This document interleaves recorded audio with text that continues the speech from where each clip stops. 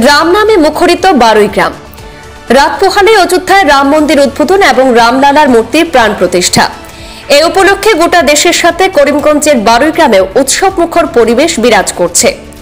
রাম, লক্ষণ, সীতা, হনুমান সহ রামের রথ সাজিয়ে বিশাল শোভাযাত্রার আয়োজন করা হয়েছে বারুইগ্রামে। বেলবাড়ি নতুন বাজার শিব মন্দির কর্তৃপক্ষের উদ্যোগে রবিবার বারুইগ্রামের আসাম আগরতলা জাতীয় সড়ক সহ বারুইগ্রাম বাজারের বিভিন্ন জায়গা পরিক্রমা করা হয়। শোভাযাত্রায় রাম রাম ভজনে গোটা এলাকা রাম নামে মুখরিত হয়ে ওঠে। অংশগ্রহণকারীদের হাতে হাতে গেরুয়া ধ্বজ সহ আনন্দ উল্লাসের সাথে শোভাযাত্রায় অংশগ্রহণ করতে দেখা যায় অসংখ্য রাম ভক্তদের। প্রথমেই আমি ভারতীয় জনতা পক্ষ থেকে বারুইগ্রাম বিশ্ব হিন্দু পরিষদ প্রখণ্ড এবং বারুইগ্রাম বজরং দল প্রখণ্ড যারা কার্যকর্তারা আছেন তাদেরকে ধন্যবাদ জ্ঞাপন করছি।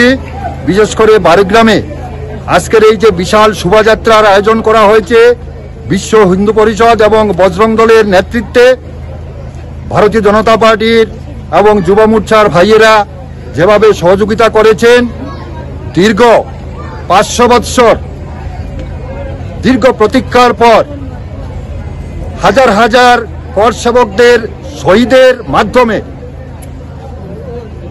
যুগ পুরুষোত্তম শ্রী শ্রী রামলালার প্রাণ প্রতিষ্ঠা আগামীকাল অযোধ্যায় হবে এবং যশস্বী প্রধানমন্ত্রী মাননীয় নরেন্দ্র মোদীজি আগামীকাল শুভক্ষণে অযোধ্যায় রাম মন্দিরের দ্বার উদ্ঘাটন করবেন।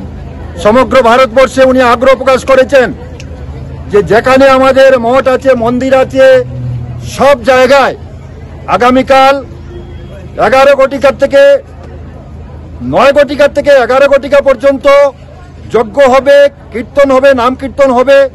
তাই সেটার অঙ্গ হিসাবে বিশেষ করে আমাদের মণ্ডল সভাপতি কেশব পুরকাইস্ত আমাদের বারুইগ্রাম মণ্ডলের অন্তর্গত যতটি মন্দির আছে, মঠ আছে, আশ্রম আছে, প্রত্যেকটিতে সেই বার্তা পাঠিয়েছেন দলের পক্ষ থেকে যেন সেখানে নাম কীর্তনের যজ্ঞ হয় এবং সারা দিনব্যাপী কীর্তন এবং প্রসাদের ব্যবস্থা করা হয়। তাই আজকের এই শুভক্ষণে বিশেষ করে আমাদের বারুইগ্রাম অঞ্চলের প্রয়াত ধনঞ্জয় দাস চৌধুরীর কথা আমরা স্মরণ করছি। একজন কর সেবক ছিলেন, অযোধ্যায় সেই সময় উনি গিয়েছিলেন। তাই আজ উনি আমাদের বারুইগ্রামে সেই জগতে নেই, তাই উনাকেও আমরা শ্রদ্ধা জ্ঞাপন করছি। এই বারুইগ্রামে যখন একজনও যাওয়ার মতো সাহস করে নাই তখন ধনঞ্জয় দাস চৌধুরী অযোধ্যা গিয়েছিলেন, সেটা আমাদের বারুইগ্রামের গর্ব। তাই আজকের এই যে শোভাযাত্রা সফল হওয়ার জন্য বিশ্ব হিন্দু পরিষদ এবং বজরং দলের সকল কার্যকর্তাকে ধন্যবাদ জানিয়ে আমার বক্তব্য এখানে শেষ করছি। প্রথমে ধন্যবাদ জানাই এখানে আয়োজক বিশ্ব হিন্দু পরিষদ এবং বজরং দলের বিভিন্ন কার্যকর্তা এবং বিভিন্ন প্রান্ত থেকে আসা আমাদের এখানে অংশগ্রহণ করা সবাইকে অনেক অনেক ধন্যবাদ। তৎসঙ্গে আমরা আজকের দিনে এই ভারতবর্ষে জন্মগ্রহণ করে আমরা গর্ববোধ করি, কারণ আমাদের আগে অনেক পুরুষ এসে চলে গেছেন যারা এই সৌভাগ্যটা হয়নি।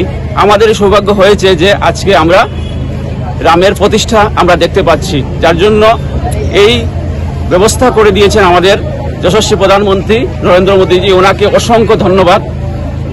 তৎসঙ্গে আমি আমার এই মণ্ডলের বিভিন্ন প্রান্তে আমি মেসেজ পাঠিয়েছি যে আমাদের কালকের যে অনুষ্ঠান রামলীলার যে প্রতিষ্ঠার পর যে বিভিন্ন মন্দিরে যেগুলা কার্যক্রম হবে ওই কার্যক্রমে আমি নিজেও যাওয়ার চেষ্টা করব এবং প্রত্যেকটা মন্দিরে সুন্দরভাবে যেন সুষ্ঠুভাবে আমাদের কীর্তন পরিচালনা হয় এবং সন্ধ্যাতে যেন আমরা বাতি দিতে পারি এবং ঘরে, যার জন্য আমরা 5টা করে বাতি জ্বালাবো প্রতিটা ঘরে ঘরে।